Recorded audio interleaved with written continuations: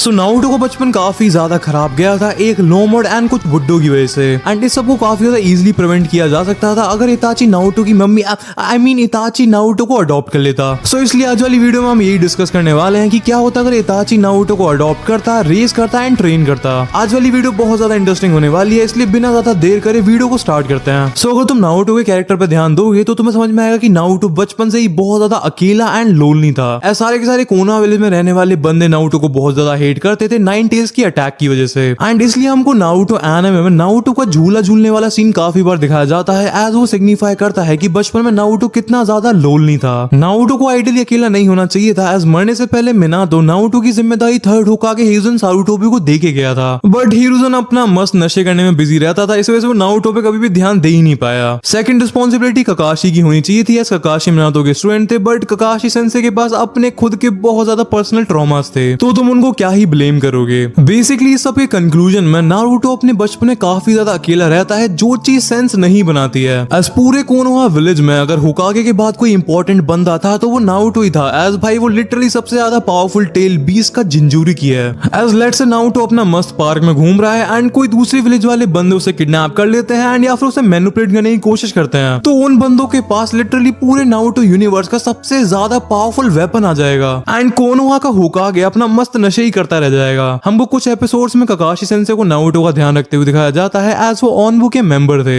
हाँ मैं मानता हूँ हिरुज़न बहुत ज्यादा नशे करता था, नारुतो को बस उतने ही पैसे देता था जितने में वो रामेन खरीद पाए एंड नारुतो को बिल्कुल भी ध्यान नहीं रखता था, बट उसने नारुतो की रिस्पॉन्सिबिलिटी ककाशी सेंसे को दे दी थी जब ककाशी सेंसे ब्लैक ऑनबू के मेंबर हुआ करते थे। बट मैंने तुम्हें पहले बताया कि ककाशी सेंसे का पर्सनल ट्रॉमा ही बहुत ज्यादा था, इसलिए हमको नारुतो एंड ककाशी सेंसे का बिल्कुल भी इंटरेक्शन नहीं दिखाया जाता है। इवन नारुतो को ये बिल्कुल भी पता ही नहीं था कि वो छुप छुप के उसका ध्यान भी रख रहा है। इसलिए आज वाली वीडियो में मैं यही चेंज करने वाला हूँ कि इताची ककाशी सेंसे की जगह हिरुज़न के ऑर्डर्स पे नारुतो का ध्यान रखेगा। सो जिससे पहले हम स्टोरी की डिटेल में जाएं, मैं तुमसे एक ही रिक्वेस्ट करना चाहता हूँ कि प्लीज चैनल को सब्सक्राइब कर लो अगर तुम्हें ऐसा ही क्रेजी नारुतो से रिलेटेड कंटेंट देखना है। सो अब कहानी को स्टार्ट करते हैं। हमको directly third great Ninja war के बाद का सीन दिखाया जाता है जब इताची ने जस्ट ब्लैक ऑनबू को ज्वाइन करा ही था। उस टाइम पर किसी भी निंजा को अगर ब्लैक ऑनबू ज्वाइन करना होता था तो उसकी उम्र एटलीस्ट 13 साल से ऊपर होनी चाहिए थी, बट हमारा इताची इतना ज्यादा टैलेंटेड था कि उसके लिए इस वाले रूल को तोड़ दिया जाता है एंड इताची 11 साल की उम्र में ही ब्लैक ऑनबू को ज्वाइन कर लेता है। उस टाइम पर विलेज में हर किसी को इताची के टैलेंट एंड पावर के बारे में पता था एंड एक ऐसा बंदा जिसे इताची के टैलेंट के बारे में नहीं पता होना चाहिए था उसे भी उसके बारे में पता लग गया था, डांजो शिमुरा।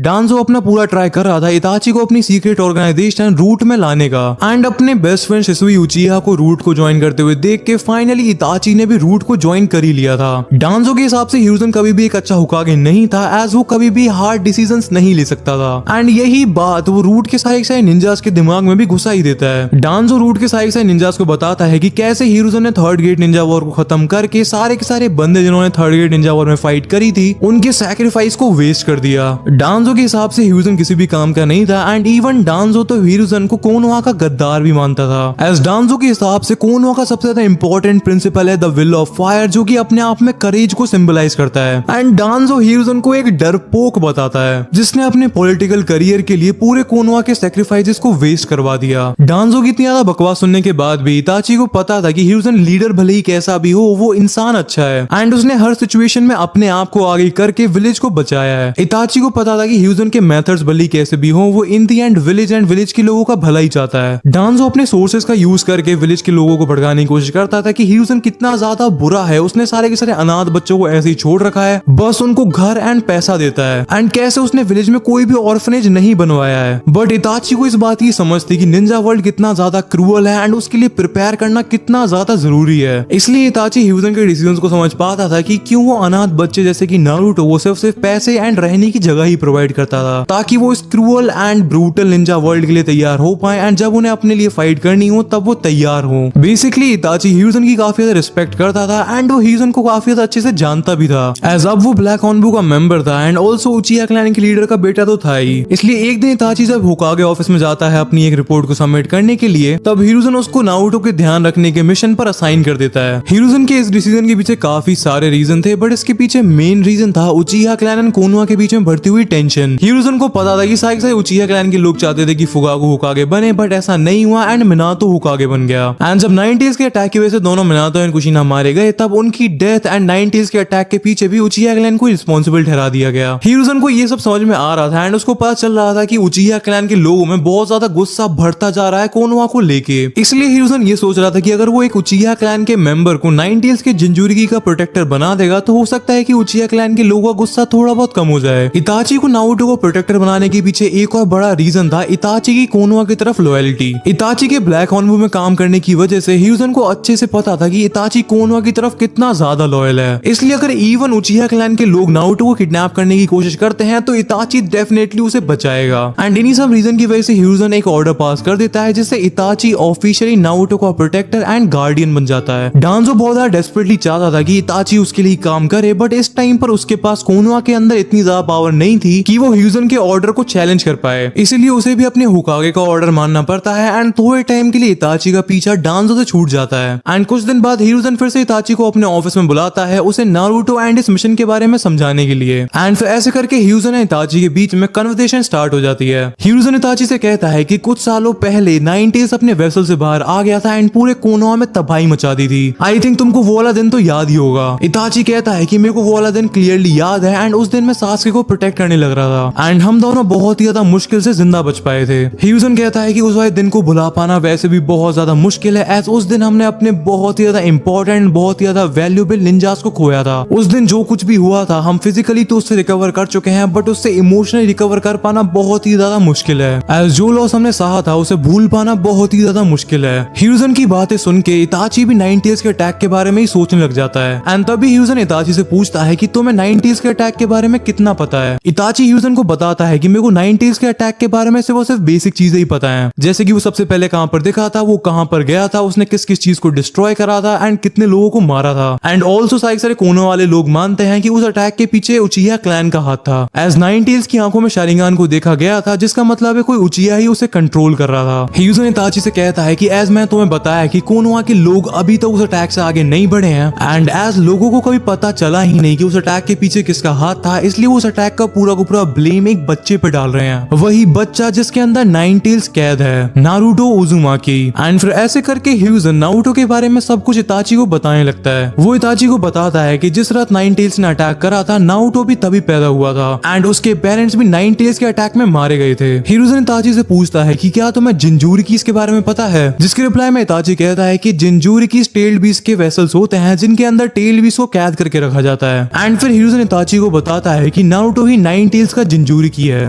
एंड विलेज का हीरो होने के बावजूद विलेज में हर कोई उसे हेट करता है एंड अगर नारुतो नहीं होता तो मैं सोच भी नहीं सकता कि उस दिन कोनोहा का क्या हाल होता। उसके लिए लाइफ बहुत ज्यादा हार्ड है एज ना ही उसके पेरेंट्स हैं एंड ना ही विलेज में कोई उससे बात करना चाहता है। मैं खुद नारुतो के साथ टाइम स्पेंड करना चाहता हूँ बट मेरे होकागे होने की वजह से मेरे पे टाइम ही नहीं होता है। ये सब सुनकर इताची हिरुzen से पूछता है कि इसका मतलब आप मेरे को नारुतो का प्रोटेक्टर बनाना चाहते हो ताकि मैं दूर से उसके ऊपर नजर रख पाऊं एंड उसका ध्यान रख पाऊं। इताची की बात सुनकर हिरुzen अपने सर को हिलाता है एंड इताची से कहता है नहीं। एंड ये सुनकर इताची काफी ज्यादा शॉक्ड हो जाता है। हिरुzen इताची को एक्सप्लेन करता है कि पहले मैं सोच रहा था कि नारुतो को एक प्रोटेक्टर एंड एक बॉडीगार्ड की जरूरत है जो कि उसे विलेज के बाहर के खतरों से बचा पाए, बट कुछ दिनों तक नारुतो की कंडीशन को ऑब्जर्व करने के बाद मेरे को समझ में आया कि नारुतो को एक बॉडीगार्ड की नहीं बल्कि एक दोस्त एंड एक बड़े भाई की जरूरत है जो उसे विलेज के बाहर के लोगों के साथ साथ विलेज के लोगों से भी बचा पाए। इसलिए मैं चाहता हूँ कि तुम नारुतो से मिलो एंड उसके दोस्त बनकर उसकी लोनलीनेस को कम कर पाओ। एंड आई थिंक हम उस बच्चे के लिए इतना तो कर ही सकते हैं जिसने अपनी बॉडी को सेक्रीफाइस करके कोनोहा को बचाया है। इताची हिरुzen से कहता है कि मेरे को भी नारुतो के लिए बहुत ज्यादा बुरा लग रहा है एंड मैं भी चाहता हूँ कि जो टॉर्चर विलेज वाले लोग एक छोटे से बच्चे पे कर रहे हैं वो खत्म हो, बट प्रॉब्लम ये है कि आपने मेरे को ऑर्डर्स दिए हैं नारुतो का दोस्त बनने के लिए, इसलिए मेरे को इसे एक मिशन की तरह कंसिडर करना होगा। एंड ऑर्डर्स के अंदर किसी का दोस्त बनने में एंड अपनी मर्जी से किसी का दोस्त बनने में बहुत ज्यादा डिफरेंस होता है। हिरुzen इताची की बातों को समझ रहा था बट सैडली उसे इताची को ऑर्डर्स ही देने पड़ेंगे डांजो की वजह से। बट वो इताची से कहता है कि मैं चाहता हूँ तुम इसे एक मिशन कंसिडर ना करो एंड सच में नारुतो का दोस्त बनने का ट्राई करो एंड नारुतो को वैसे ही ट्रीट करो जैसे तुम अपने छोटे भाई सासके को करते हो। ऑल्सो नारुतो के साथ जितना ज्यादा हो सके उतना ज्यादा टाइम स्पेंड करो एंड देखो तुम्हें अगर वो पसंद आता है एंड अगर तुम्हें वो पसंद नहीं आता है तो मैं तुम्हें फोर्स नहीं करने वाला। तुम नारुतो के दोस्त बनो ना बनो वो तुम्हारे ऊपर है, बट तुम्हें उसे किसी भी हालत में प्रोटेक्ट करना है, यही तुम्हारा मिशन है। बट जितना मैं नारुतो को जानता हूँ वो तुम्हें जरूर पसंद आएगा एज वो है ही इतना फनी एंड प्लेफुल। इसके बाद हिरुzen इताची को नारुतो की सीक्रेट फाइल दिखाता है ताकि इताची को नारुतो के बारे में सही डिटेल मिल जाए। थोड़ी देर तक नारुतो की फाइल बढ़ने के बाद इताची हिरुzen से पूछता है तो मेरे को ये मिशन कब से स्टार्ट करना है। हिरुzen रिप्लाई करता है जब भी तुम्हारा मन करे एंड जो भी टाइम तुम्हें रीजनेबल लगे। इताची हिरुजन से कहता है फिर मैं आज ही नारुतो से मिलने के लिए जाता हूँ, बट क्या मेरा ओनबू की यूनिफॉर्म पहनना जरूरी है? हिरुजन कहता है बिल्कुल भी नहीं, तुम्हें नारुतो के सामने ना ही ओनबू की ड्रेस पहननी है ना ही ओनबू की बात करनी है। ऑल्सो तुम उसके पास कोई भी वेपन भी कैरी नहीं करोगे। एज नारुतो को पता नहीं चलना चाहिए कि तुम्हें उसका दोस्त बनने का मिशन दिया गया है। हिरुजन इताची से कहता है कि जब भी तुम रेडी हो मेरे को बता देना, मैं नारुतो से तुम्हें इंट्रोड्यूस करवा दूंगा। इताची थोड़े टाइम तक वहाँ पर खड़े रहने के बाद हिरुजन से पूछता है एनीथिंग एल्स लॉर्ड थर्ड? हिरुजन कहता है नहीं, तुम अब जा सकते हो एंड हाँ थैंक यू, तुम्हें पता नहीं है कि तुम मेरे लिए कितना ज्यादा इंपॉर्टेंट काम कर रहे हो। एंड फिर इताची हिरुजन की परमिशन लेकर वहाँ से चला जाता है। इताची वहाँ से सीधे अपने घर जाता है एंड घर पहुंचते ही वो अपने पेरेंट्स को नारुतो वाले मिशन के बारे में सब कुछ बता देता है। फुगाकू का तो कुछ ज्यादा रिएक्शन नहीं होता है, बट इताची की मम्मी मिकोतो उचिहा नारुतो के बारे में सुनकर काफी ज्यादा खुश हो जाती हैं। फिर इताची अपने कमरे में जाता है एंड अपनी ओनबू वाली ड्रेस को उतार कर नॉर्मल कपड़े पहन लेता है जैसा कि हिरुजन ने उससे करने को कहा था। नेक्स्ट सीन में इताची अपने हाथ पर एक कौवे को समन करता है एंड उसे हिरुजन के पास भेज देता है, हिरुजन को मैसेज देने के लिए कि वो अब नारुतो से मिलने के लिए तैयार है। एंड फिर इताची नारुतो के टूटे फूटे अपार्टमेंट के गेट पर खड़े होकर हिरुजन का वेट करने लग जाता है। एंड फिर कुछ देर बाद हिरुजन भी वहाँ पर पहुंच जाता है। हिरुजन इताची से कहता है कि आई होप तुम्हें ज्यादा वेट ना करना पड़ा हो। इताची कहता है नहीं नहीं, मैं बस अभी अभी यहाँ पर आया था। एंड फिर हिरुजन नारुतो के अपार्टमेंट के गेट पर नॉक करने लग जाता है। हमको इताची का क्लोजअप शॉट दिखाया जाता है एंड वो स्माइल करने की कोशिश कर रहा होता है जिसकी वजह से वो काफी ज्यादा फनी लग रहा होता है। कुछ देर बाद नारुतो के अपार्टमेंट का गेट खुलता है एंड नारुतो पहली बार इताची को देखता है। एंड फिर नेक्स्ट सीन में नारुतो हिरुजन से हेलो बोलता है एंड फिर हिरुजन नारुतो से कहता है हेलो नारुतो, क्या हम दोनों अंदर आ सकते हैं? एंड नारुतो अपने सर को हिलाकर हाँ बोल देता है, बट उसकी नजर पूरे टाइम इताची पर ही थी। इताची एंड हिरुजन धीरे से नारुतो के अपार्टमेंट में एंटर करते हैं एंड नारुतो उन दोनों को अपार्टमेंट के लिविंग रूम में ले जाता है। फिर इताची एंड हिरुजन लिविंग रूम में रखी हुई टेबल की एक साइड बैठ जाते हैं एंड नारुतो उनकी अपोजिट साइड वाली चेयर पर बैठ जाता है। हिरुजन नारुतो से पूछता है तुम ढंग से खाना फाना खा रहे हो एंड तुम्हें किसी चीज की जरूरत तो नहीं? नारुतो कहता है I guess I am fine. फिर हिरुजन नारुतो से पूछता है रामेन के अलावा भी कुछ और खा रहे हो? नारुतो कहता है शायद, बट हिरुजन को पता था कि नारुतो रामेन के अलावा और कुछ खाता ही नहीं है, इसलिए वो नारुतो को अपने पास से 500 रुपए का एक नोट देता है एंड उससे कहता है प्लीज कुछ हेल्दी खा लेना। एंड तभी हिरुजन नोटिस करता है कि नारुतो बार बार इताची की तरफ देखने लग रहा होता है एंड हिरुजन कहता है कि जिससे पहले मैं भूल जाऊं मैं तुम दोनों को इंट्रोड्यूस करवा देता हूँ। एंड तभी हिरुजन नारुतो को इताची से इंट्रोड्यूस करवाता है एंड उससे कहता है कि मैं आज इताची को तुमसे मिलवाने के लिए इसलिए लेकर आया हूँ एज तुम दोनों में काफी सारी चीजें कॉमन है एंड मेरे को लगता है कि तुम दोनों काफी अच्छे दोस्त बन सकते हो। तभी नारुतो इताची से पूछता है कि क्या तुम्हें भी मेरी तरह रामेन खाना पसंद है, जिसके रिप्लाई में इताची कहता है थोड़ा बहुत। एंड दोनों नारुतो एंड इताची स्माइल करने लग जाते हैं। तभी हिरुजन कहता है कि तुम दोनों बात करो, मैं चलता हूँ एंड अगर तुम्हें किसी भी चीज की जरूरत हो तो मेरे को बता देना। एंड इतना बोलकर हिरुजन वहां से चला जाता है। हिरुजन के जाने के बाद नारुतो एंड इताची एक दूसरे को देखने लग रहे होते हैं एंड माहौल काफी ज्यादा ऑकवर्ड हो रखा था। एंड तभी इताची नारुतो से पूछता है तुम्हें क्या पसंद है? थोड़ी देर रुकने के बाद नारुतो रिप्लाई करता है मेरे को रामेन काफी ज्यादा पसंद है। एंड एज नारुतो का दोस्त बनना इताची का एक मिशन था, इसलिए वो नारुतो से रामेन के बारे में बात करना स्टार्ट कर देता है। एंड थोड़ी देर तक रामेन के बारे में बात करने के बाद इताची नारुतो से पूछता है तुम्हें कुछ और करना पसंद है, लाइक कोई गेम खेलना? एंड नारुतो अपना सर हिलाकर मना कर देता है। एज हमको पता है कि इताची अपने आप में एक इंट्रोवर्टेड बंदा है, इसलिए उसको काफी ज्यादा प्रॉब्लम हुई थी नारुतो से बात करने में। बट स्टिल वो नारुतो से पूछता है कि तुम बाहर चलोगे, हम दोनों साथ में मिलकर कुछ फन कर सकते हैं। नारुतो पूछता है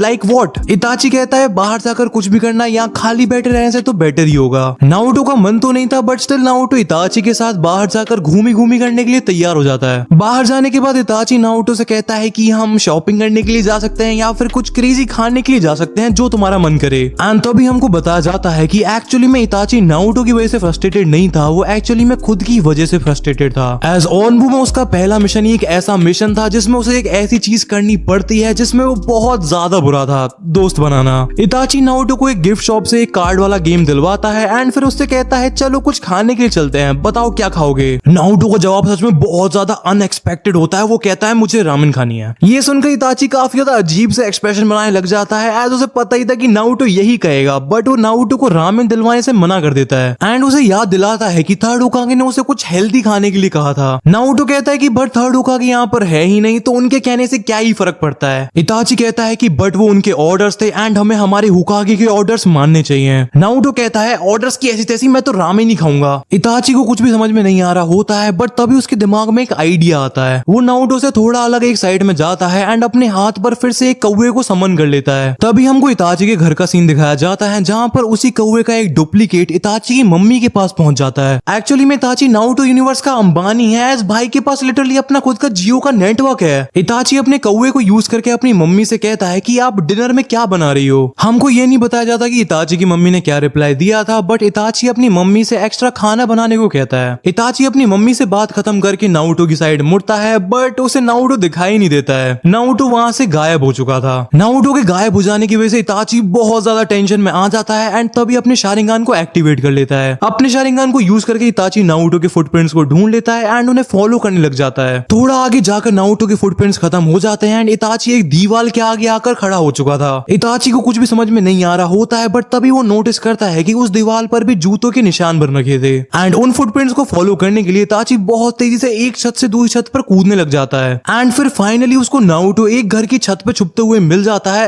एक्चुअली में ये सब नारुतो का एक प्रैंक था एंड ऐसे करके नारुतो ने अपने असली रंग दिखाना स्टार्ट कर दिया था। इताची नारुतो से कहता है कि तुम भाग क्यों रहे थे, अगर तुम्हें कोई किडनैप कर लेता तो। नारुतो कहता है कि मुझे कोई क्यों ही किडनैप करेगा, अपनी जिंदगी में टेंशन बढ़ाने के लिए। वैसे ये बात सेंस तो बनाती है। इताची फिर नारुतो से पूछता है कि पर तुम भागे क्यों। नारुतो कहता है कि वहाँ खड़े खड़े मैं बोर हो गया था। इताची यूजुअली सारी सिचुएशंस में काफी ज्यादा शांत एंड काम रहता था, बट नारुतो ने उसको सच में टेंशन में डाल दिया था। नारुतो कहता है कि लाइफ में थ्रिल वाली चीजें करती रहनी चाहिए, ऐसा मैंने माउंटेन ड्यू के एड में सुना था, पियो माउंटेन ड्यू एंड डर की माँ की। इताची कहता है बस बस एंड नारुतो से पूछता है कि तुम्हें ये करने में मजा आया, जिसके रिप्लाई में नारुतो कहता है बिल्कुल। एंड ये सुनकर इताची के चेहरे पर भी एक छोटी सी स्माइल आ जाती है एंड नारुतो से कहता है फिर तो हमें किसी दिन पकड़म पकड़ाई खेलनी चाहिए, बट अभी के लिए तुम मेरे घर चलो, मैंने अपनी मम्मी से बोलकर तुम्हारे लिए बहुत ज्यादा स्पेशल खाना बनवाया है एंड मैं मजाक नहीं कर रहा, मेरी मम्मी बहुत ज्यादा टेस्टी खाना बनाती है। इताची नोटिस करता है कि नारुतो बहुत ज्यादा हेजिटेट कर रहा होता है एंड फिर वो इताची से कहता है कि मेरे को घर का खाना खाने की उतनी ज्यादा आदत नहीं है। इताची रिप्लाई करता है आदत डाल लो फिर, एंड वैसे भी गेम खेलकर तुम्हें भूख लगने लग गई होगी। नारुतो कहता है कि हम इसे गेम कंसीडर कर सकते हैं, जब तक मैं ढंग से छुपा भी नहीं था तब तक आपने मेरे को ऑलरेडी ढूंढ लिया था। इताची और इंसिस्ट करता है, नारुतो से रिक्वेस्ट करता है उसके घर पर चलने के लिए एंड नारुतो इताची की रिक्वेस्ट को मना नहीं कर पाता है एंड उसके साथ चलने के लिए मान जाता है एंड फिर दोनों इताची और नारुतो मिलके उचिया कंपाउंड के लिए निकल जाते हैं। एपिसोड की स्टार्टिंग में हमको इताची और नारुतो को उचिया कंपाउंड की तरफ जाते हुए दिखाया जाता है। रास्ते में इताची नोटिस करता है कि सारे विलेज के लोग नारुतो को बहुत ज्यादा मीन तरीके से देखने लग रहे होते हैं एंड वो लोग नारुतो को देखते ही अपने मुंह को दूसरी साइड कर लेते थे। इससे इताची को अच्छे से समझ में आ जाता है कि नारुतो किस सिचुएशन से गुजर रहा था। उचिया कंपाउंड की तरफ जाते हुए बीच रास्ते में नारुतो कोनोआ के एक दुकानदार से टकरा जाता है एंड नारुतो को देखते ही वो दुकानदार उसके ऊपर बहुत जोर से चिल्लाता है, तू फिर से अपनी मनुष्यत फैलाने आ गया लड़के। नारुतो तो उस दुकान वाले की बात पर ज्यादा रिएक्ट नहीं करता है, एज इस पॉइंट ऑफ टाइम तक नारुतो को कोनोआ के लोगों से उल्टी सीधी बातें सुनने की आदत हो चुकी थी। उसको बस समझ में नहीं आता था कि उसने विलेज वाले लोगों का क्या बिगाड़ा है एंड वो सब उसे इतनी हेट क्यों करते हैं। वहीं पर दूसरी तरफ हमको दिखाया जाता है कि इताची उस दुकान वाले की बातों को बिल्कुल भी लाइटली नहीं लेता है। वो तभी के तभी अपना शारिंगान एक्टिवेट करता है एंड उस दुकानदार से कहता है, साले इतने चोंटे मारूंगा, इतने चोंटे मारूंगा कि मार मार के साले टॉन्ट नकली कर दूंगा, तेरी गंजी कर दूंगा। उचिया क्लैन के लीडर का बेटा होने की वजह से एंड इतना ज्यादा टैलेंटेड होने की वजह से इताची विलेज में काफी ज्यादा फेमस था, इसलिए इताची की धमकी सुन के वो दुकानदार काफी ज्यादा डर जाता है एंड वहां से बिना कुछ कहे निकल जाता है। दुकान वाले के वहां से जाने के बाद दोनों इताची और नारुतो फिर से उचिया कंपाउंड की तरफ चल देते हैं। बीच रास्ते में इताची नारुतो से पूछता है कि तुमने उस दुकान वाले की बातों का कुछ भी रिप्लाई क्यों नहीं दिया। नारुतो कहता है कि उस दुकान वाले ने तो कुछ भी नहीं कहा, विलेज के बाकी लोग तो मेरी तरफ देखना भी पसंद नहीं करते हैं एंड इताची साफ साफ नारुतो के फेस पर सैडनेस को देख पा रहा था। इताची इस पॉइंट पर डिसाइड करता है कि वो नारुतो को इस विलेज की हेट से बचा कर रहेगा एंड तभी उसके दिमाग में आता है कि उसका छोटा भाई सास्के भी ऑलमोस्ट नारुतो की ही एज का है एंड वो सोचता है कि उसे नारुतो एंड सास्के को डेफिनेटली मिलवाना चाहिए, बट तभी उसके दिमाग में आता है कि अभी तो सास्के घर पर होगा ही नहीं, एज वो अपनी आंटी के यहाँ पर गया हुआ है। इताची अपने दिमाग में सोचता है कोई नहीं, मुझे जैसे ही मौका मिलेगा मैं नारुतो एंड सास्के को एक दूसरे से इंट्रोड्यूस करवा दूंगा। नेक्स्ट सीन में हमको दिखाया जाता है कि इताची एंड नारुतो उचिया कंपाउंड में पहुंच गए थे एंड उचिया कंपाउंड की हालत भी कोनोआ से कुछ बेटर नहीं थी, एज सारे के सारे उचियास भी नारुतो को घूर घूर के देखने लग रहे थे। इताची और नारुतो उन सबको इग्नोर करते हैं एंड फाइनली वो दोनों इताची के घर पर पहुंच जाते हैं। घर में एंटर करते ही इताची सबसे पहले अपनी मम्मी को आवाज देता है एंड उसकी मम्मी मिकोतो उचिया जल्दी से गेट पर आ जाती हैं। गेट पर आते ही मिकोतो की नजर सबसे पहले नारुतो पर जाती है एंड वो इताची से कहती है ये काफी ज्यादा अनयूजुअल है, बट लगता है तुम अपने साथ एक दोस्त को लेकर आए हो। एंड तभी इताची नारुतो को अपनी मम्मी से इंट्रोड्यूस करवाता है। मिकोतो दोनों इताची एंड नारुतो से अंदर चलने के लिए कहती हैं एंड वो दोनों घर के लिविंग रूम में चले जाते हैं। डाइनिंग टेबल पर बैठे थे इताची एंड सासुके के फादर साहब एंड उचिहा क्लैन के लीडर फुगाकू उचिहा, जो कि अपना मस्त बैठकर न्यूज़पेपर पढ़ने लग रहे थे। इताची एंड नारुतो के लिविंग रूम में एंटर करने के बाद फुगाकू की नजर अपने न्यूज़पेपर से हटती है एंड फुगाकू नारुतो को देखने लग जाता है। इताची तभी फुगाकू से कहता है ये है नारुतो एंड नारुतो ये है मेरे पापा एंड उचिहा क्लैन के लीडर फुगाकू उचिहा। नारुतो अपना जापानी स्टाइल में झुककर फुगाकू से हेलो बोलता है एंड फुगाकू बस अपना सर हिला देता है। नारुतो को देखकर फुगाकू को ऐसा लग रहा था कि वो उससे पहले भी मिल चुका है एंड वो उसके चाकरा को भी पहचानता है। तभी मिकोतो काफी सारा खाना लेकर आ जाती हैं एंड दोनों इताची एंड नारुतो से डाइनिंग टेबल पर बैठने के लिए कह देती हैं। इताची एंड नारुतो दोनों डाइनिंग टेबल के पास में बैठ जाते हैं एंड फुगाकू अभी भी यही सोच रहा होता है कि उसने नारुतो को पहले कहां पर देखा है। तभी अपने आप को सेटिस्फाई करने के लिए वो अपने मन में सोच लेता है कि मैं उचिहा पुलिस का चीफ हूँ, इसलिए काफी सारे लोगों से मिलता रहता हूँ, शायद इस बच्चे को भी मैंने विलेज में ही कहीं देखा होगा। सासुके को छोड़कर इताची की पूरी family and Naruto dinner start करने ही वाले थे कि तभी इताची अपनी मम्मी को कोई स्टोरी सुनाने के लिए कहता है। हमको बताया जाता है कि एक्चुअल में सासुके को कहानियां सुनने में बहुत मजा आता है, इसलिए खाना खाते टाइम जब पूरी फैमिली साथ में होती है तब मोस्टली मिकोतो सासुके को कोई ना कोई कहानी सुनाया करती है। मिकोतो नारुतो से पूछती है कि तुम्हें बड़ी होकर क्या बनना है। इस क्वेश्चन से पहले नारुतो काफी ज्यादा शर्माने लग रहा था एंड काफी ज्यादा ऑकवर्ड भी फील कर रहा था, बट ये क्वेश्चन सुनते ही नारुतो बहुत जोर एंड कॉन्फिडेंस से कहता है मैं आगे जाकर होकागे बनूंगा। नारुतो का जवाब सुनकर दोनों फुगाकू एंड इताची नारुतो की तरफ देखने लग जाते हैं एंड मिकोतो कहती है कि आई डोंट थिंक सो कि हमारे फ्यूचर होकागे को परियों की कहानी पसंद आएंगी, जिससे हमें पता चलता है कि सासुके को बचपन में परियों की कहानी सुनना काफी ज्यादा पसंद था। एंड तभी मिकोतो फुगाकू से कोई निंजास की स्टोरी सुनाने के लिए कहती है। फुगाकू मिकोतो की तरफ देख रहा था बट अब कुछ किया नहीं जा सकता था, मिकोतो ने फुगाकू को फंसा दिया था एंड ऐसे करके फुगाकू नारुतो एंड इताची को अपने एक निंजा मिशन की स्टोरी सुनाने लगता है। फुगाकू कहता है कि ये मिशन उसकी लाइफ का one of the most important and one of the most dangerous mission था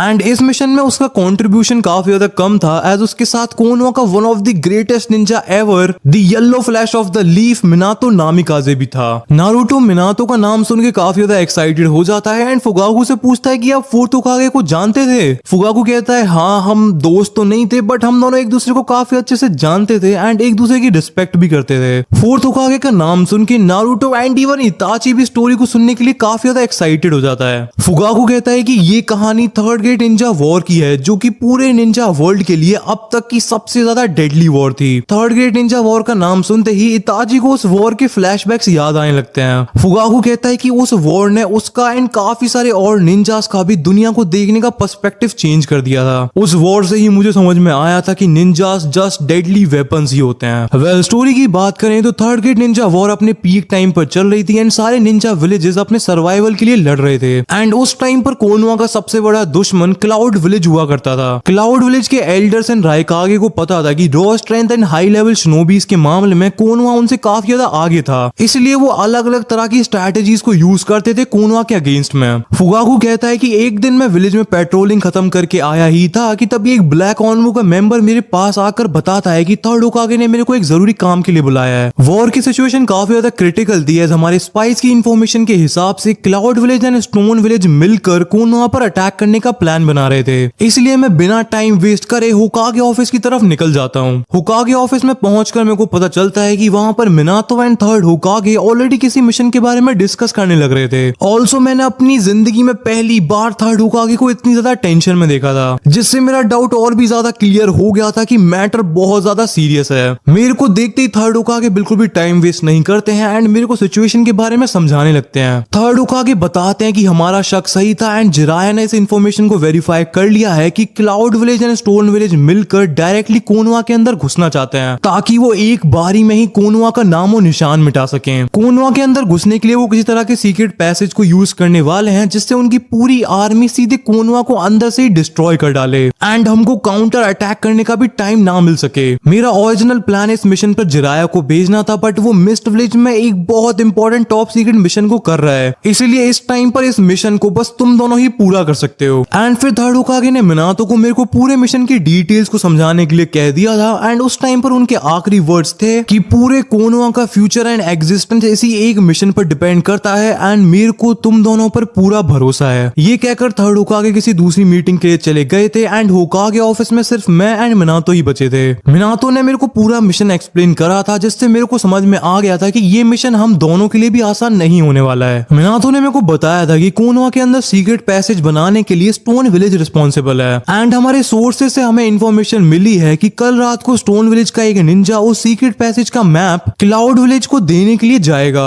जिराया सेंसे की इंफॉर्मेशन के हिसाब से ये मीटिंग क्लाउड विलेज के एक हाई सिक्योरिटी कासल में होने वाली है, इसीलिए हमारा मिशन था रात में उस क्लाउड विलेज के कासल में घुसना एंड उस सीक्रेट पैसेज के मैप को चुराना, ताकि हम दोनों विलेजेस के कंबाइन अटैक से पहले ही उस सीक्रेट पैसेज को बंद कर पाए। इताची फुगाकू से कहता है कि ये मिशन तो काफी ज्यादा डेंजरस लग रहा है, क्लाउड विलेज के इतना अंदर घुस के उनके इतने हाई सिक्योरिटी कासल में जाना एंड एक मैप को चुरा कर वापस लौट के आ पाना सोचने में ही काइंड ऑफ इम्पॉसिबल लग रहा है। फुगाकू कहता है सच में इम्पॉसिबल ही था अगर मिनातो मेरे साथ इस वाले मिशन पर नहीं होता। नाउटो तभी फुगाकू से कहता है मिस्टर उचिया क्लैन के leader Fugaku उचिया sir please story को कंटिन्यू करिए। नाउटो की बात सुनकर दोनों मिकोतो एंड फुगाकू हंसने लग जाते हैं एंड फुगाकू नाउटो से कहता है कि मेरे को इतने लंबे नाम से बुलाने की जरूरत नहीं है। नाउटो थोड़ा पॉज लेता है एंड फिर कहता है पुलिस अंकल प्लीज स्टोरी को कंटिन्यू करिए, मेरे को जानना है कि एक लेजेंडरी होकागे निंजा कैसे मिशन को कंप्लीट करते थे। फुगाकू कहता है कि मेरे को लगा था तुम मेरे को फुगाकू अंकल करके बुलाओगे, बट कोई ना, बट हाँ मैं भी था मिनातो के साथ उस मिशन पर। फुगाकू को ऐसे बात करते हुए देखकर मिकोतो काफी ज्यादा खुश थी, ऐसा काफी टाइम निकल चुका था जब उसने फुगाकू को इतना एक्साइटेड देखा था। फुगाकू स्टोरी को कंटिन्यू करता है एंड बताता है कि प्लान के हिसाब से वो एंड मिनातो अगली रात को 1 सेकंड में कोनोहा से क्लाउड कासल के पास में पहुंच जाते हैं। नाउटो फुगाकू को बीच में ही इंटरप्ट करता है एंड पूछता है 1 सेकंड से भी पहले कैसे। फुगाकू नाउटो को बताता है कि फोर्थ होकागे का सिग्नेचर जूत्सु फ्लाइंग थंडर गॉड हुआ करता था, एज उस जूत्सु को यूज करके मिनातो किसी भी जगह से दूसरी जगह तक एक इंस्टेंट में जा सकता था। इताची ने अपने पेरेंट्स को स्टोरी सुनाने के लिए तो नाउटो के लिए कहा था, बट इस टाइम पर उसे खुद नाउटो जितना ही इंटरेस्ट आ रहा था। फुगाकू स्टोरी को कंटिन्यू करता है एंड बताता है कि कासल के पास पहुंचकर उसने कासल के बाहर जितने भी क्लाउड विलेज के निंजास थे उनके ऊपर अपना गेंजुत्सु यूज करके उनको अपने कंट्रोल में ले लिया था, जिसकी वजह से वो एंड मिनातो काफी इजीली कासल में एंटर कर गए थे। बट मेरे को एंड मिनातो को समझ में आ गया था कि इस कासल में cloud village and stone village के निंजास भरे हुए हैं, एज यही वो आर्मी थी जो कि कोनोहा के अंदर घुस के हम पर अटैक करने वाले थे। एंड हम दोनों ने ये बिल्कुल भी एक्सपेक्ट नहीं करा था कि इस कासल में इतने निंजास भी हो सकते हैं। बट एनीवेज हमको हमारा मिशन किसी भी हालत में कंप्लीट करना था, इसलिए हम धीरे धीरे करके निंजास को चुपचाप असैसिनेट करने लगते हैं। एंड अगेन मेरे को ऐसा फील हो रहा था कि मैं एंड मिनातो इस मिशन को करने के लिए परफेक्ट निंजास थे, एज मेरे गेंजुत्सु एंड मिनातो की स्पीड की वजह से हम काफी इजीली कासल में बाकी निंजास को असैसिनेट कर पा रहे थे। कासल में काफी अंदर जाने के बाद हमको क्लाउड विलेज का एक जोनिन मिलता है, जिस पर मैं अपना गेंजुत्सु यूज करके मैप की इंफॉर्मेशन निकलवाने की कोशिश करता हूँ। उस जोनिन से हमें पता चलता है कि मीटिंग ऑलरेडी हो चुकी थी एंड कोनोहा के ऊपर अटैक 3 दिन के बाद रात के टाइम पर किए जाने वाला था। ऑल्सो वो मैप राइकागे के खुद के पर्सनल कमरे में रखा था एंड ये इंफॉर्मेशन मिलने के बाद ये मिशन अपने आप कई गुना और डेंजरस हो चुका था, एज राइकागे की स्पीड एंड पावर के चर्चे पूरे निंजा वर्ल्ड में थे। हम दोनों बैठकर इस इंफॉर्मेशन को प्रोसेस कर ही रहे थे कि तभी मिनातो को कासल में एक फेमिलियर चाकरा सेंस होता है एंड इस मिशन के टाइम पर मैंने अब तक मिनातो को इतनी ज्यादा टेंशन में नहीं देखा था। मिनातो तभी मेरे से कहता है कि हमें जल्दी से जल्दी उस चाकरा की तरफ जाना होगा एंड तभी हम दोनों फुल स्पीड में उस चाकरा की तरफ जाने लगते हैं। कासल के आउटर रीजन में पहुंचकर हमको दिखाई देता है कि एक निंजा कोनोहा का हेडबैंड पहनकर क्लाउड विलेज की निंजा से फाइट करने लग रहा था। वो एक्चुअली में कोनोहा का एक जोनिन एंड मिनातो का स्टूडेंट ककाशी हाटाके था। ककाशी भी क्लाउड विलेज के अंदर कासल के पास ही एक इंटेल गैदरिंग के मिशन पर था कि तभी वो अचानक से मिनातो के चाकरा को सेंस कर लेता है एंड कासल में आ जाता है। मिनातो ककाशी पे बहुत ज्यादा गुस्सा हो जाता है एंड उससे कहता है कि तुम्हारा दिमाग खराब हो गया है क्या, तुम्हें दिख नहीं रहा यहाँ पर इतने सारे दुश्मन है फिर भी तुम कासल में घुसे आए। फुगाकू को भी उस टाइम पर ये बात समझ में नहीं आई थी एंड वो भी ककाशी सेंसे को इमेच्योर समझ रहा था। बट मैं एज ए नैरेटर तुम्हें बताना चाहता हूँ कि ककाशी सेंसे के उस कासल में जाने के पीछे काफी ज्यादा डीप रीजन था। उनको लग रहा था कि मिनातो को क्लाउड विलेज के निंजास ने कैप्चर कर लिया है एंड इसलिए वो ओबितो की बात को ध्यान में रखकर मिनातो को उस कासल में अकेला छोड़कर नहीं जाना चाहते थे। बट एनीवेज कहानी को कंटिन्यू करते हैं। फुगाकू एंड मिनातो के पास इतना टाइम नहीं था कि वो पहले ककाशी सेंसे को कासल से बाहर छोड़कर आए एंड फिर अपने मिशन को कंटिन्यू करें, एज किसी भी मोमेंट पर अलार्म बज सकता था एंड सारे निंजास अलर्ट हो सकते थे। इसीलिए वो दोनों डिसाइड करते हैं कि ककाशी सेंसे भी उनके साथ इस मिशन को कंटिन्यू करेंगे। फिर तीनों मिनातो, फुगाकू एंड ककाशी मिलकर अपने रास्ते में आए हुए सारे निंजास को मारते हुए चलते हैं एंड फाइनली राइकागे के चैम्बर तक पहुंच जाते हैं। उनका प्लान था कि मिनातो राइकागे को डिस्ट्रैक्ट करेगा एंड इतने में फुगाकू फुगाकू उसे अपने गेंजुत्सु में डाल देगा। बट जैसे वो उस चैम्बर में एंटर करते हैं उनके प्लान पर पानी फिर जाता है, एज उस चैम्बर में राइकागे के साथ 8 टेल्स का जिंजूरिकी किलर बी भी प्रेजेंट था। बिना टाइम वेस्ट करे किलर बी सरप्राइज अटैक करके ककाशी को 8 टेल्स की चाकरा का यूज करके पकड़ लेता है एंड दूसरी तरफ मिनातो एंड राइकागे की बैटल भी स्टार्ट हो जाती है। फुगाकू को इस टाइम पर पता चलता है कि कुछ टाइम पहले मिनातो ने अकेले ही दोनों राइकागे एंड किलर बी को हराया था, जिसकी वजह से दोनों की ईगो बहुत ज्यादा गंदी तरीके से हर्ट हो गई थी। इसलिए इस टाइम पर दोनों राइकागे एंड किलर बी बहुत ज्यादा गुस्से में थे एंड राइकागे मिनातो से कहता है, The legendary yellow flash of the leaf. Are you ready for the round 2? So episode की स्टार्टिंग में फुगाकू अपनी मिशन की स्टोरी को कंटिन्यू करता है एंड बताता है कि राइकागे के कमरे का माहौल काफी ज्यादा वेवी आई मीन काफी ज्यादा टेंस्ड हो गया था, as Raikage and Killer Bee Minato से लिटरली खुन्नस खा के बैठे हुए थे एंड बहुत ज्यादा रेज में थे। ऑल्सो उस टाइम पर मैं अपनी फुल पावर को यूज भी नहीं कर सकता था, एज अगर मैं उस चैम्बर में अमतरासु या फिर सुसानो को यूज करता तो हो सकता था कि ककाशी भी उन अटैक्स की वजह से मारा जाता। सिचुएशन हमारे लिए ऑलरेडी काफी ज्यादा बुरी एंड इंटेंस थी, बट इतना भी कम नहीं था कि कासल का अलार्म भी बज जाता है एंड बाकी सारे निंजास को पता चल जाता है कि कासल में किसी ने अटैक कर दिया है एंड देखते ही देखते उस कमरे में काफी सारे क्लाउड एंड स्टोन विलेज के जोनिन्स भी आ जाते हैं। दूसरी तरफ राइकागे बिल्कुल पागल हो गया था एंड वो अपनी फुल स्पीड में मिनातो के ऊपर अटैक्स पे अटैक्स किए जा रहा था, बट उसका एक भी अटैक मिनातो पर नहीं लग पा रहा था। फुगाकू बताता है कि उस टाइम पर उसकी प्रायोरिटी किलर बी से लड़ना था। उसे पता था कि मिनातो राइकागे को संभाल ही लेगा, एज उसने पहले भी दोनों राइकागे एंड किलर बी को हरा रखा था।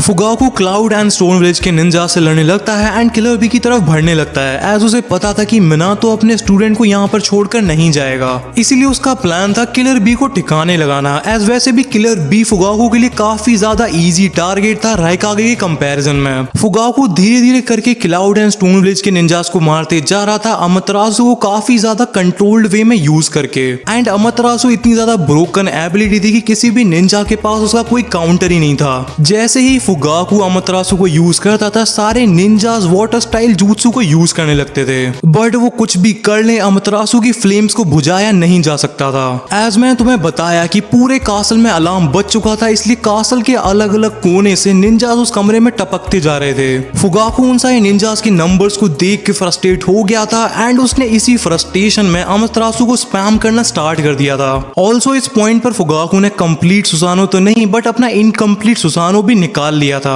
फुगाकू के इसी पागलपन एंड बजर्ग मोड में जाने की वजह से किलर बी को भी डर लगना स्टार्ट हो गया था, एज उसे समझ में आ गया था कि अगर उससे एक बार भी अमतरासु टच हो गई तो उसका गेम ओवर है। Cloud village and stone village के निंजास को कुत्तों की तरह मारने के बाद फुगाकू फाइनली किलर बी के पास पहुंच जाता है। स्टार्टिंग में तो किलर बी ने फुगाकू के अगेंस्ट में फाइट को इसलिए ज्वाइन नहीं करा था, एज उसे लग रहा था कि इतने सारे जोनीस मिलके तो आसानी से फुगाकू की गुद्दी चटका देंगे, बट फुगाकू के कारनामे को देखकर किलर भी अपने मन में सोच रहा था कि अच्छा है उसने फुगाकू के ऊपर बिना सोचे समझे अटैक नहीं करा, वरना अब तक उसका फ्राइड ऑक्टोपस बन गया होता। जैसे ही फुगाकू किलर बी के पास पहुंचता है उसके मुंह पर अपने आप एक छोटी सी स्माइल आ जाती है, एज वो किलर बी को मारने के अलग अलग तरीकों के बारे में सोचने लग रहा था। कुछ टाइम तक किलर बी को देखने के बाद फुगाकू अपनी एक आंख को बंद करता है एंड वो किलर बी के ऊपर अमतरासु को यूज करने वाला ही था कि तभी किलर बी उसके एंड फुगाकू के बीच में ककाशी को ले आता है एंड इस पॉइंट पर ककाशी को समझ में आ जाता है कि उसने कासल में आकर कितनी बड़ी बेवकूफी कर दी है, एज ककाशी सेंसे इस टाइम पर फुगाकू एंड मिनातो के लेवल के आसपास भी नहीं थे। हमको दिखाया जाता है कि फुगाकू ने ऑलमोस्ट अमतरासु को यूज कर दिया था, जिसकी वजह से दोनों ककाशी एंड किलर बी का कुछ ऐसा रिएक्शन था। ऐसी क्या चीज है जो बच्चों को डरा रही है? हमें शेर को डरा के दिखा।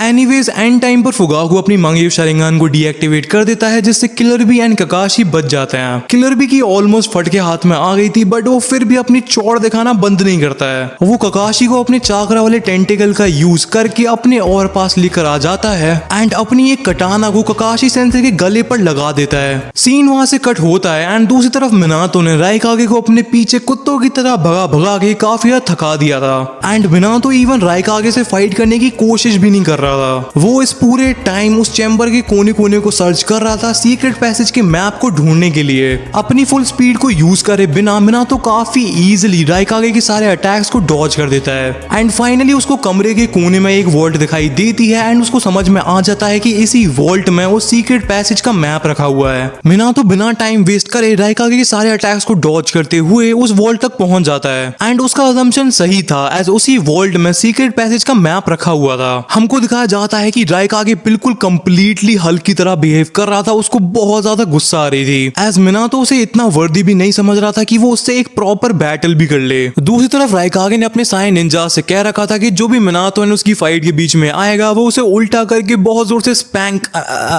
उसने कह रखा था कि जो भी उन दोनों के बीच में आएगा राइकागे उसे लिटा के मारेगा। भैंस की आंख ये भी अजीब साउंड कर रहा है। राइकागे ने अपने सारे निंजा से कह रखा था कि जो भी उसके एंड मिनातो के बीच में आएगा राइकागे खुद उसे अपने हाथों से मार डालेगा। फाइनली हमको राइकागे का क्लोजअप शॉट दिखाया जाता है एंड वो मिनातो की तरफ बहुत ज्यादा स्पीड में जा रहा होता है। राइकागे अपनी मैक्स स्पीड में मिनातो को एक पंच मारने की कोशिश करता है एंड हमको मिनातो के पर्सपेक्टिव से चीजों को दिखाया जाता है। मिनातो को लिटरली राइकागे स्लो मोशन में मूव करते हुए दिख रहा था, जिससे हमें पता चलता है कि मिनातो को yellow flash of the leaf लोग मजाक में नहीं बुलाते थे। मिनातो राइकागे के पंच को डॉज करता है एंड उसको एक रासिंगन चिपका देता है, जैसे उसने ओरिजिनल एनिमे में ओबितो को चिपकाया था। रासिंगन का डोज लेकर राइकागे थोड़े टाइम के लिए अनकॉन्शियस हो जाता है एंड तभी मिनातो नोटिस करता है कि फुगाकू की साइड पर चीजें काफी ज्यादा बिगड़ती जा रही हैं। किलर भी फुगाकू को धमकी देने लग रहा था कि अगर उसने अब किसी भी क्लाउड या स्टोन विलेज के निंजा पर अटैक किया तो वो ककाशी का गेम ओवर कर देगा। किलर भी की बातें सुनकर फुगाकू अभी भी स्माइल करने लग रहा था। हमको दिखाया जाता है कि फुगाकू ने फिर से अपनी मांगे शारिंगान को एक्टिवेट कर लिया था एंड फुगाकू के इंटेंशंस कुछ सही नहीं लग रहे थे। तभी फुगाकू अचानक से एक बहुत तेज फ्लैश को नोटिस करता है एंड हमको दिखाया जाता है कि जिस हाथ से किलर बी ने ककाशी के गले पर एक कटाना लगा रखी थी, मिनातो ने उस हाथ को ही काट डाला था। मिनातो इतनी स्पीड से किलर बी के ऊपर अटैक करने गया था कि बस फुगाकू ही उसे अपनी मांगे हुई शारिंगान की वजह से नोटिस कर पाया था। बाकी सारे क्लाउड एंड स्टोन विलेज के निंजास का कुछ ऐसा रिएक्शन था। भाई यहाँ पे क्या हो रहा है? भाई यहाँ पे क्या हो रहा है? भाई ये कहाँ फंस गया? भाई ये क्या हो रहा है? भाई मुझे कॉकरोच बना दे भाई, ये मुझे आगे नहीं जाने दे भाई, मेरी ट्रेन छूट।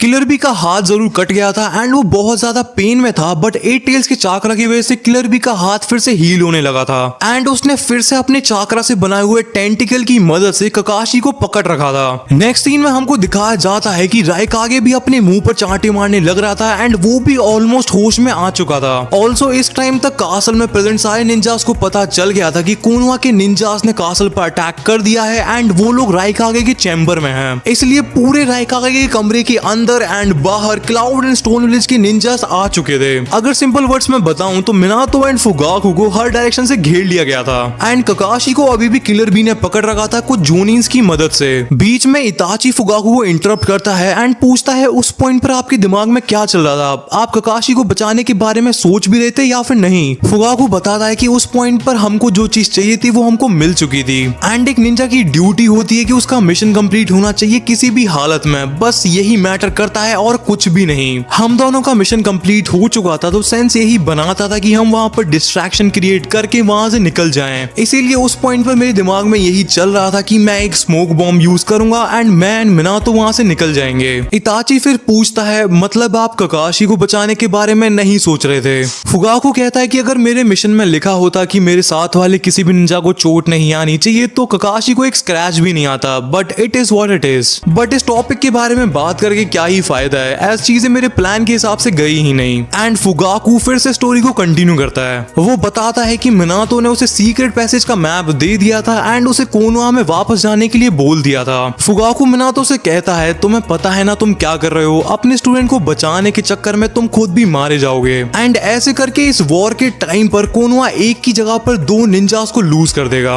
मिनातो कहता है कि तुम चिंता मत करो, मैं मेक श्योर करूंगा कि हम दोनों जिंदा वापस लौटें। फुगाकू थोड़ा सा स्माइल करके कहता है आई होप तुम सही हो, जिससे हमें समझ में आ जाता है कि फुगाकू को लग रहा था कि मिनातो एंड ककाशी उस कासल से वापस नहीं लौटने वाले हैं। मिनातो फुगाकू के पास जाता है एंड फ्लाइंग राइजिन का यूज करके उसे कोना में टेलीपोर्ट करने लगता है। एंड जाते जाते फुगाकू मिनातो से कहता है कि तुम्हारी टीम कुछ ज्यादा ही इमोशनल है, पहले वो उचिया क्लैन का लड़का ओबितो, फिर ककाशी, एंड अब तुम फिर से वही सेम चीज कर रहे हो। मिनातो फुगाकू से हंसते हुए कहता है हो सकता है तुम सही हो, बट मैंने हमेशा अपने स्टूडेंट्स को सिखाया है कि never give up on your friends and family, and अपनी बारी आने पर मैं बैक डाउन नहीं करूंगा। एंड ऐसे करके फुगाकू सीक्रेट पैसेज के मैप के स्क्रोल को लेकर कोनोहा में पहुंच जाता है एंड उस कासल में बस मिनातो एंड ककाशी बचते हैं। हमको दिखाया जाता है कि मिनातो को हर तरफ से निंजास ने घेर रखा था, बट मिनातो ने उस पूरे रूम में अलग अलग जगह पर फ्लाइंग राइजिन की मार्किंग्स को लगा दिया था। सो तुमने कभी वो वाला गेम देखा है जिसमें एक मशीन होती है एंड उसमें काफी सारे छेद वगैरह होते हैं एंड उनमें से किसी भी एक छेद में से एक चूहा टाइप का कुछ निकलता है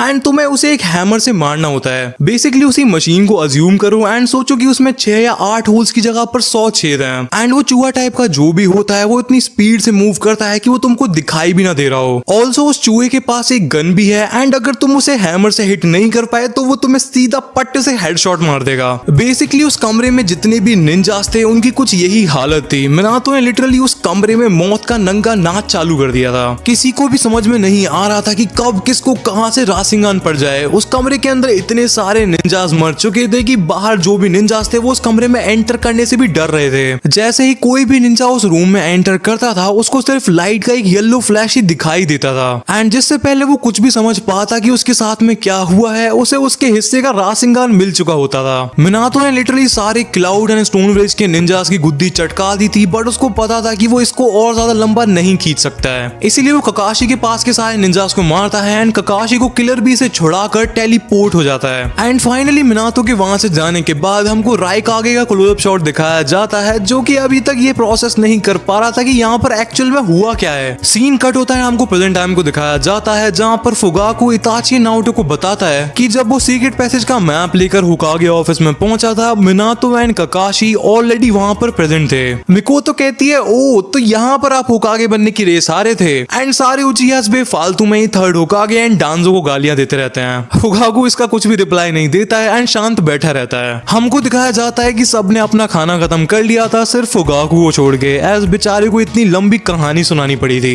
इताची नारुतो से कहता है चलो बाहर चलते हैं, काफी ज्यादा अच्छा मौसम हो रहा है, टहलने में काफी ज्यादा मजा आएगा। नारुतो इताची की बात को मान लेता है एंड दोनों इताची एंड नारुतो बाहर वॉक के लिए चले जाते हैं। इताची एंड नारुतो अपना मस्त बाहर वॉक करने लग रहे थे कि तभी उन्हें उचिया क्लैन के कुछ लड़के दिखाई देते हैं। वो लड़के बार बार नारुतो की तरफ देखने लग रहे थे एंड अजीब सी शक्ल बनाने लग रहे थे, जैसे कि वो नारुतो से डिसगस्टेड फील कर रहे हो। उनमें से एक लड़का नारुतो से कहता है हे डीमन बॉय तुम्हें उचिया कंपाउंड में किसने आने दिया। नारुतो उस लड़के की बात को कंप्लीटली इग्नोर कर देता है एंड इताची एंड नारुतो आगे बढ़ने लगते हैं, बट वो लड़का कहता है तेरे पेरेंट्स ने तो कुछ सिखाया नहीं कि अपने बड़ों से कैसे बात करते हैं। नारुतो उस लड़के से कहता है कि मैनर्स तो तेरे को तेरे पेरेंट्स को सिखाना चाहिए था, बट लगता है वो सिखा नहीं पाए। तभी वो लड़का कहता है एटलीस्ट मेरे पेरेंट्स हैं तो तेरे पेरेंट्स कहाँ हैं, शायद वो भी कोई ना कोई डीमन ही होंगे। ये बात सुन के नारुतो अपना टेम्पर लूज कर देता है एंड हमको दिखाया जाता है कि नारुतो की आंखें रेड कलर की हो गई थी। नारुतो उस लड़के के मुंह पर एक बहुत जोर का पंच मारता है एंड वो पंच इतना ज्यादा पावरफुल था कि वो लड़का बहुत ज्यादा दूर जाके गिरता है एंड उसके 3-4 दांत भी टूट चुके थे। नारुतो उसी ग्रुप के एक दूसरे लड़के को उसके बालों से पकड़ता है एंड वो उसमें पंच मारने जा ही रहा था, बट इताची नारुतो के पंच को रोक लेता है। बचे हुए दोनों लड़के बहुत जोर से चिल्लाते हुए भागने लगते हैं एंड ऐसे करके वहां पर बहुत ज्यादा भीड़ इकट्ठी हो जाती है, जो कि अगेन नारुतो को घूर घूर के देखने लग रहे थे। वो सब नारुतो को ऑलरेडी एक डीमन मानते थे एंड अब उनको एक और रीजन मिल गया था नारुतो को हेट करने का।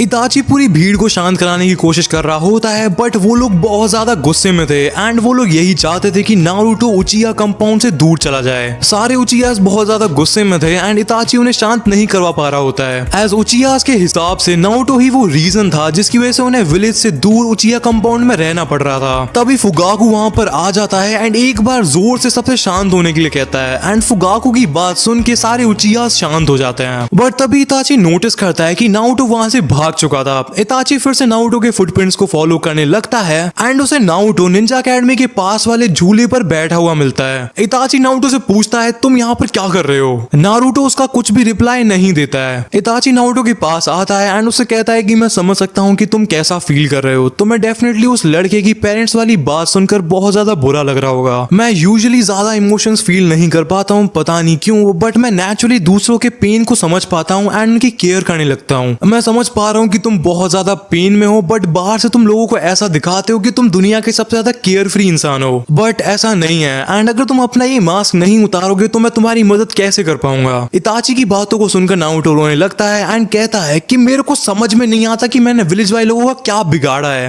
वो मुझसे इतना ज्यादा हेट क्यों करते हैं? क्या मैं सच में इतना ज्यादा बुरा दिखता हूँ? मैं विलेज में अगर किसी से भी बात करने की कोशिश करता हूँ तो वो मुझे ऐसे इग्नोर करते हैं जैसे मैंने उनके किसी लव्ड वन को मार दिया हो। I am literally fed up, मेरे को कुछ भी समझ नहीं आ रहा है। एंड हाँ, हूँ मैं बहुत ज्यादा पेन में, बट किसको क्या ही फर्क पड़ता है। नारुतो कुछ बोलता जा रहा था कि तभी इताची नारुतो को हग कर लेता है एंड उससे कहता है, don't worry Naruto, from today you have a family, you have a brother and a protector. I will make sure you get what you deserve. Episode की स्टार्टिंग की एक टाइम स्किप से होती है एंड हमको 4 महीने का टाइम स्किप दिखाया जाता है, जिस टाइम के बीच में इताची एंड नारुतो का बॉन्ड और भी ज्यादा स्ट्रॉन्ग हो गया था एंड इताची ने नारुतो को ट्रेन करना भी स्टार्ट कर दिया था। ऑल्सो उचिहास एंड कोनोहा के बीच में भी टेंशन अपने पीक टाइम पर चल रही थी। टाइम स्किप के बाद हमको सीधे कोनोहा के आउटर रीजन के ट्रेनिंग ग्राउंड का सीन दिखाया जाता है, जहां पर नारुतो खड़ा हुआ था एंड उसे काफी ज्यादा पसीने वगैरह आ रहे थे एंड वो काफी ज्यादा फोकस्ड भी लग रहा था। नारुतो एक वुडन खंबे के सामने खड़ा हुआ था एंड उस पर कुनाए फेंकने की प्रैक्टिस करने लग रहा था। ऑल्सो उसी ट्रेनिंग ग्राउंड में इताची भी नारुतो के पास खड़े होकर उसके कुनाइस की थ्रोज को ऑब्जर्व करने लग रहा था। नारुतो फिर से अपनी पूरी जान लगाकर उस वुडन टारगेट की तरफ एक कुनाए को फेंकता है एंड वो कुनाए डायरेक्टली जाकर उस टारगेट पर लग भी जाता है, जिसकी वजह से नारुतो बहुत ज्यादा खुश हो जाता है एंड इताची की तरफ देखने लगता है। इताची अंदर ही अंदर नारुतो की प्रोग्रेस से काफी ज्यादा खुश था, बट उसे वो नारुतो को दिखाना नहीं था ताकि नारुतो अपने कंफर्ट जोन में जाके ट्रेनिंग को हल्के में ना लेने लगे। वो नारुतो की तरफ देखता है एंड कहता है, तुम्हारा स्टांस काफी ज्यादा बेटर हो गया नारुतो, बट तुम्हें अपने थ्रो पर काफी ज्यादा काम करने की जरूरत है। जैसा मैंने सिखाया था, अपने चाकरा को अपने हाथ की तरफ फोकस करने की कोशिश करो। इताची नारुतो की बिल्कुल भी तारीफ नहीं करता है, जिसकी वजह से नारुतो थोड़ा सा डिसअपॉइंटेड था, बट वो फिर से एक कुनाई को निकाल लेता है। इस टाइम नारुतो अपनी आंखों को बंद करके अपनी चाकरा को अपने हाथ की तरफ फोकस करने लगता है, जैसा कि इताची ने उसे सिखाया था। नारुतो उस कुनाई को थ्रो करता है एंड जैसे ही वो कुनाई उस वुडन टारगेट पर लगता है, वो पूरा का पूरा वुडन का पिलर ही डिस्ट्रॉय हो जाता है। एंड ये चीज खुद इताची ने भी एक्सपेक्ट नहीं करी थी कि नारुतो इतनी ज्यादा जल्दी चाकरा को इस तरह यूज करना सीख जाएगा। एंड इस टाइम फाइनली इताची को नारुतो की तारीफ करनी पड़ती है एंड वो नारुतो से कहता है, मंजिल को भुला कर जिया तो क्या जिया, मंजिल को भुला कर जिया तो क्या जिया, अगर तुझ में दम है तो उसे पाकर दिखा। चुप, बिल्कुल चुप। सो बेसिकली इताची नारुतो के पास जाता है एंड उसके सर पर अपना हाथ रखता है एंड उससे कहता है, वेल डन नारुतो, अगर तुम ऐसी प्रैक्टिस करते रहे तो उस बुड्ढे ह्यूजन की पोस्ट जल्दी ही हमारे हाथों में होगी। अब सीरियस मोड। इताची नारुतो के पास वाले पेड़ से एक पत्ते को तोड़ लेता है एंड उससे कहता है, नारुतो ये है तुम्हारी आज की फाइनल एक्सरसाइज। एंड जैसे ही इताची उस पत्ते को तोड़ता है, नारुतो का कुछ ऐसा रिएक्शन था। क्या बोलूं मैं इस पे, क्या बोलूं क्या अब मैं इस पे, मैं कुछ बोल ही नहीं सकता। बेसिकली इताची नारुतो को एक पत्ते वाली ट्रेनिंग काफी दिनों से करवाने लग रहा होता है, जिसमें नारुतो को अपने फोरहेड पर एक पत्ती को रखना होता है एंड फोकस करके अपनी चाकरा की मदद से जितनी देर तक हो सके उतनी देर तक उस पत्ती को अपने फोरहेड पर रखना होता है। नारुतो इस ट्रेनिंग का नाम सुनते ही मुंह बनाने लग जाता है, बट इताची उससे कहता है, बोरिंग एंड मुश्किल चीजें ही क्रेजी रिजल्ट्स देती हैं नारुतो, अब चलो जल्दी से पत्ता अपने सर पर रखो। नारुतो उस पत्ते को लेता है एंड अपने फोरहेड पर रख लेता है, बट जैसे ही वो उस पत्ते को रखता है वो सीधे जमीन पर गिर जाता है। नारुतो इस प्रोसेस को 10-15 बार करता है एंड फाइनली 17 अटेम्प्ट पर सारी रामेन को अपने दिमाग से बाहर निकालने के बाद नारुतो उस पत्ते को 10 सेकंड के लिए अपने सर पर रख पाता है। उस पत्ते के जमीन पर गिरते ही नारुतो बहुत जोर से चिल्लाता है, let's go, new record. Also Naruto इताची की तरफ देखता है एंड कहता है, सो इताची भैया कैसा लगा, अब नेक्स्ट फेज कब से स्टार्ट होगा ट्रेनिंग का? आई नो तुम सोच रहे हो कि भाई ये अचानक से सेटअप कहाँ से चेंज हो गया। वेल भाई कुछ ज्यादा ही क्रेजी गर्मी पड़ रही है एंड जितने भी लोग दिल्ली एनसीआर में होंगे उनको ही समझ में आ रहा होगा मैं क्या बात कर रहा हूँ, इसलिए बिना एसी की वीडियो बना पाना बहुत ही ज्यादा डिफिकल्ट टास्क हो रखा है। एनीवेज स्टोरी पर वापस आते हैं। इताची थोड़ा सा पॉज लेता है एंड कहता है, वेल डन नारुतो, एंड हाँ ट्रेनिंग का नेक्स्ट फेज जब स्टार्ट होगा जब तुम इस लीफ को घंटों तक अपने फोरहेड पर रख पाओगे एंड वो भी चलते चलते। ये सुन के नारुतो ऑलमोस्ट डिप्रेशन में चले जाता है एंड उसके दिमाग में कुछ ये चल रहा था, तो रहने दो फिर। भले ही नारुतो कोई पत्ते वाली ट्रेनिंग कितनी भी बोरिंग क्यों ना लगती हो, वो हर शाम इसी ट्रेनिंग के बारे में सोच के एक्साइटेड फील करता था। नारुतो के लिए काफी ज्यादा डिफरेंट एक्सपीरियंस था। एज विलेज के सारे लोग तो नारुतो को ऐसे ट्रीट करते थे जैसे नारुतो की वजह से ही उनके लाइफ के एल लगे पड़े हैं। तभी नारुतो इताची की तरफ देखता है एंड कहता है थोड़ा वेट करो इताची भैया, मैं कुछ ही टाइम में सुपर स्ट्रॉन्ग निंजा बन जाऊंगा एंड फिर तुम्हें मेरे से ट्रेनिंग लेनी पड़ेगी। इताची नारुतो की बात सुन के स्माइल करते हुए कहता है नारुतो मेरे से ज्यादा डेंजरस ट्रेनिंग मत कराना भाई, एनीवेज अभी घर चलो, ब्रेकफास्ट का टाइम हो चुका है। नारुतो ये सुन के काफी ज्यादा एक्साइटेड हो जाता है एंड दोनों इताची नारुतो इताची घर की तरफ निकल जाते हैं ब्रेकफास्ट करने के लिए। सीन वहां से चेंज होता है एंड हमको उचिया क्लैन का मीटिंग हॉल दिखाया जाता है जहां पर सारे उचियास मिलके मीटिंग करने लग रहे थे। सारे के सारे उचियास बहुत ज्यादा गुस्से में लग रहे थे एंड हमको फुगाकू को दिखाया जाता है जो कि उचिया स्टोन टैबलेट के पास में खड़ा हुआ था एंड फुगाकू भी अच्छे मूड में नहीं लग रहा था। सारे उचियास फुगाकू की तरफ देख रहे थे एंड तभी फुगाकू बहुत ज्यादा गुस्से में अपनी स्पीच को स्टार्ट करता है।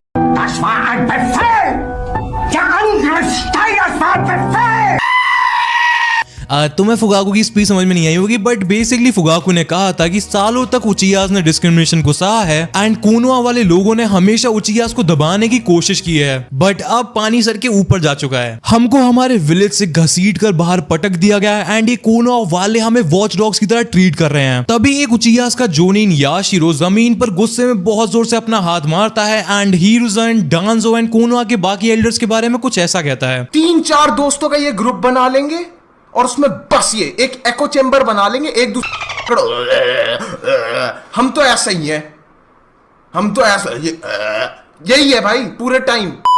याशिरो बहुत ज्यादा गुस्से में कहता है उन बुड्ढों ने डायरेक्टली उचियास को 9 टेल्स के अटैक के लिए ब्लेम कर दिया जबकि उनके पास कोई भी प्रूफ नहीं था। ये लोग हर चीज के लिए उचियास को ब्लेम करते हैं। इनका बस चले तो ये लोग ये भी कहते हैं कि उचियास कोनोहा पर अटैक करने का प्लान बना रहे हैं। मेरा मतलब है अगर इन लोगों के बच्चे भी होते हैं तब भी यही कहते हैं कि उचियास नहीं करा होगा। सारे उचियास याशिरो की तरफ देखने लग रहे थे बट तभी फुगाकू कुछ ऐसा कहता है जिसकी वजह से सब लोगों की अटेंशन फुगाकू पर ही स्टक हो जाती है। फुगाकू कहता है कि अब उचियास और अपनी अब उचियास और नहीं सहेंगे एंड अब टाइम आ चुका है कोनोहा को उसकी औकात दिखाने का। गुस्से की वजह से फुगाकू की मांगे शारिंगन एक्टिवेट हो गई थी एंड वो कहता है प्रिपरेशंस ऑलमोस्ट कंप्लीट हैं ब्रदर्स, बस कुछ टाइम का इंतजार करो एंड हम पूरे कोनोहा को मिट्टी में मिला देंगे। फुगाकू के इस क्रेजी भाषण को सुन के सारे उचियास चिल्लाने लगते हैं हमारा नेता कैसा हो, फुगाकू चिचा जैसा हो। इन सब उचियास के भीड़ में इताची तो नहीं था एज वो नारुतो के साथ विलेज में घूमने लग रहा था बट इन उचियास के बीच में इताची का बेस्ट फ्रेंड शिसुई उचिया जरूर प्रेजेंट था एंड वो फुगाकू चिचा के इस भाषण को सुन के काफी ज्यादा टेंशन में लग रहा था। सीन वहां से कट होता है, हमको अगले दिन की रात का सीन दिखाया जाता है जहां पर इताची एंड शिसुई एक जंगल में एक नदी के किनारे पर बैठे हुए थे। शिसुई कहता है वो सच में करने जा रहे हैं, मेरे को लगा था कि वो अपने दिमाग से सोचेंगे एंड उनको समझ में आ जाएगा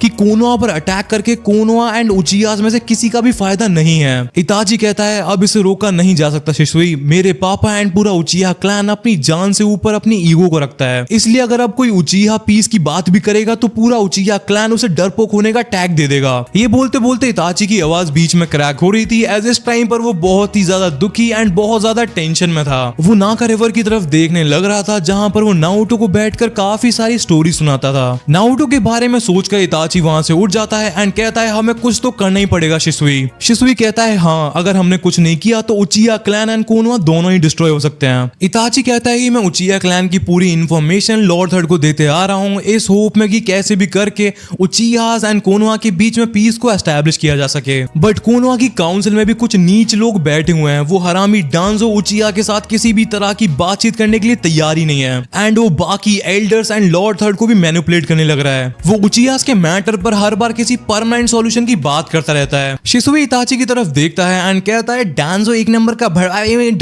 नंबर का कमीना आदमी है, उस पर ट्रस्ट नहीं किया जा सकता इताची, हमें अपना ही कोई तरीका निकालना पड़ेगा इसके लिए। इताची शिसुई की तरफ देख रहा होता है एंड तभी शिसुई अपनी मांगेक्यू शारिंगन को एक्टिवेट करते हुए कहता है अब सब कुछ मेरी मांगेक्यू शारिंगन कोतो अमात्सुकामी पर ही डिपेंड करता है। इताची शिसुई से पूछता है तुम्हें लगता है ये प्लान काम करेगा शिसुई? शिसुई कहता है मुझे बिलीव करना पड़ेगा इताची, यही हमारा लास्ट रिजॉर्ट है, मैं थर्ड होकागे के पास जाकर उनकी परमिशन लूंगा एंड आई थिंक वो भी इस प्लान के लिए मान जाएंगे। शिसुई इताची का हाथ पकड़ के उससे कहता है यही इस पागलपन को रोकने का अकेला तरीका है, मैं मैं बस चाहता हूँ कि तुम मेरे पर बिलीव करो इताची। इताची कहता है तुम्हें पता है मैं पूरी विलेज में सबसे ज्यादा बिलीव तुम पर ही करता हूँ शिसुई। सीन वहां से कट होता है एंड हमको डायरेक्टली दिखाया जाता है कि डांजो हरामी ने शिसुई को पॉइजन कर दिया था एंड वो शिसुई की मांगेक्यो शारिंगान कोतो अमात्सुकामे के पीछे था। बेसिकली जिस टाइम पर शिसुई ह्यूजन को अपना पूरा प्लान बता रहा था उस टाइम पर डांजो भी वहां पर प्रेजेंट था एंड उसने शिसुई की मांगेक्यो शारिंगान की पावर्स के बारे में सब कुछ सुन लिया था।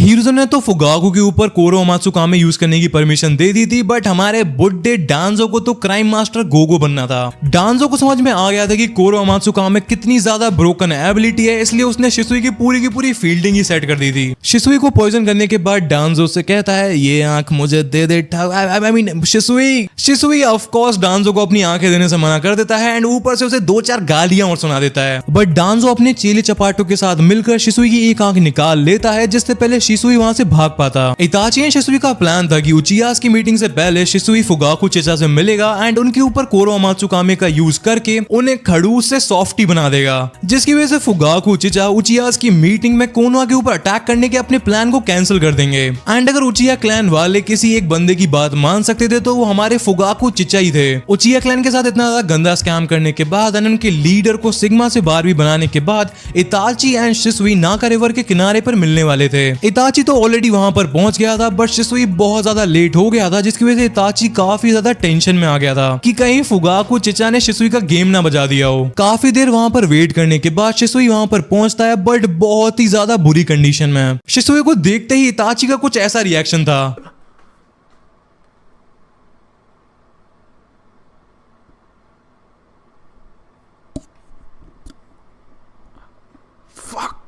ये कैसे हो गया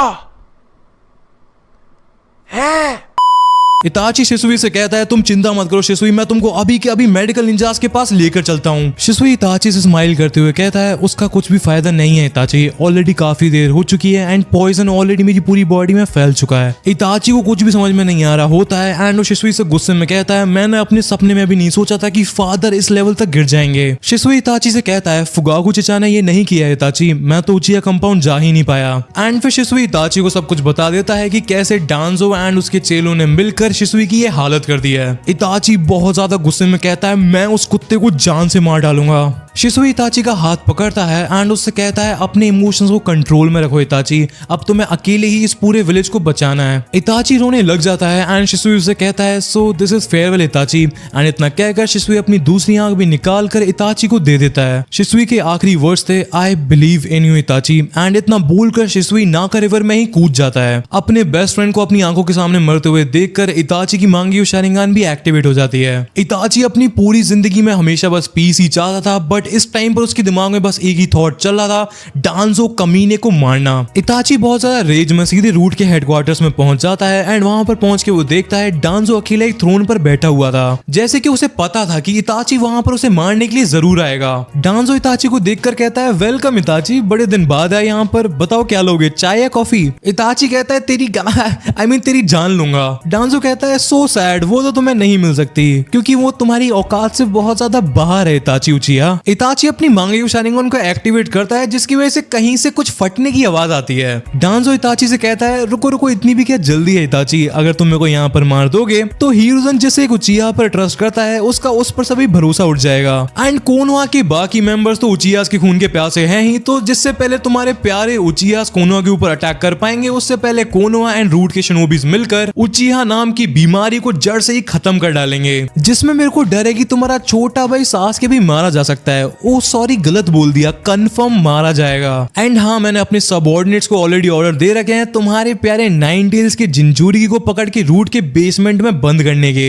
ये सब बोलते टाइम डांजो अचानक से नोटिस करता है कि इताची के शोल्डर पर जो कौवा बैठा हुआ था उसकी एक आंख में शिसुई की दूसरी मांगेक्यो शारिंगान थी। डांजो हंसते हुए इताची से कहता है अब मेरे को तुम्हारा पूरा प्लान समझ में आ गया इताची, तुम मेरे को यहाँ पर मार के फुगाकू के ऊपर कोरोमात्सु कामे यूज करने का सोच रहे हो ना। बट सॉरी टू से इताची, मेरे को तुमसे ऐसी उम्मीद नहीं थी कि तुम इतना ज्यादा गंदा प्लान बनाओगे। पहले तो कोरोमात्सु कामे का तुम्हारे ढीठ बाप के ऊपर वर्क करना ही मुश्किल है। ऐसा अगर तुम्हें ना पता हो तो उसे विकेड आई फुगाकू करके बुलाया जाता है जो कि पूरे निंजा वर्ल्ड का सबसे ज्यादा पावरफुल गेंजुत्सु यूजर है। एंड चलो मान भी लेते हैं कि फुगाकू के ऊपर कोरोमात्सु कामे वर्क कर भी जाती है, तब भी फुगाकू 24 घंटे उचिया से घिरा रहता है, जिनकी आंखों में क्या होता है बताओ इताची? शारिंगन। सो कितनी ही देर लगेगी उचिया को ये नोटिस करने में कि उनके प्यारे लीडर को किसी ने गेंजूत्सु में डाल दिया है। बट चलो तुम्हारे लिए मान लेते हैं कि उचिया एक नंबर के गधे होते हैं, जो कि वो एक्चुअल में होते हैं, बट तब भी तुम्हारे पास मेरे को मारने का ऑप्शन नहीं है इताची। एज मेरे को मारते ही कोनोहा एंड उचिया के बीच में वॉर स्टार्ट हो जाएगी, जिसे रोकने के लिए तुम्हारे दोस्त शिसुई को अपनी जान गंवानी पड़ी। ये बात सुनकर इताची बहुत ज्यादा गुस्से में बोलता है, उसका नाम मत ले। डांजो कहता है ओके, बट तुम नहीं चाहोगे कि जिस चीज के लिए तुम्हारे दोस्त चुमती है ना अपनी जान गवाई थी, वो इवेंचुअली जाके रियलिटी बन जाए। गुस्से के मारे इताची की पूरी बॉडी वाइब्रेट कर रही होती है एंड वो डांजो को बहुत ज्यादा बुरी तरह से मारना चाहता था, बट उसके पास ये ऑप्शन नहीं था। डांजो इताची से कहता है ठंडा हो ले उचिया, ये गुस्सा कहीं और दिखाइयो। तूने अगर आज मेरे को मार दिया तब भी उचिया एंड कोनोहा के बीच में वॉर होगी, एंड अगर तूने मुझे जिंदा छोड़ दिया तो मैं अपने हाथों से ही एक एक करके सारे उचियास को ठिकाने लगाऊंगा। इतना ज्यादा डेंजरस डायलॉग मारने के बाद डांजो फिर से थोड़ा नॉर्मल होता है एंड कहता है तुम मेरे को स्टार्टिंग से काफी ज्यादा पसंद थे इताची, इसलिए मैं तुमको एक जेनरस ऑफर देता हूँ। उचियास की बीमारी को अपने हाथों से खत्म करो एंड मैं तुमको प्रॉमिस करता हूँ कि फिर तुम्हारे छोटे भाई सासके एंड नारुतो को कोई हाथ भी नहीं लगाएगा। सोच लेता जी, ऐसा ऑफर हर किसी को नहीं मिलता है। सो भाई लोग आज वाले एपिसोड में इतना ही रखते हैं। अगर नेक्स्ट वाला एपिसोड जल्दी से जल्दी चाहिए तो इस वाली वीडियो पर 2000 लाइक्स कंप्लीट करवा दो एंड लाइक गोल कंप्लीट होते ही इस सीरीज का नेक्स्ट एपिसोड आ जाएगा। सो मैं मिलूंगा तुमसे नेक्स्ट वाली वीडियो में, तब तक के लिए बाय, पीस आउट, सायोनारा।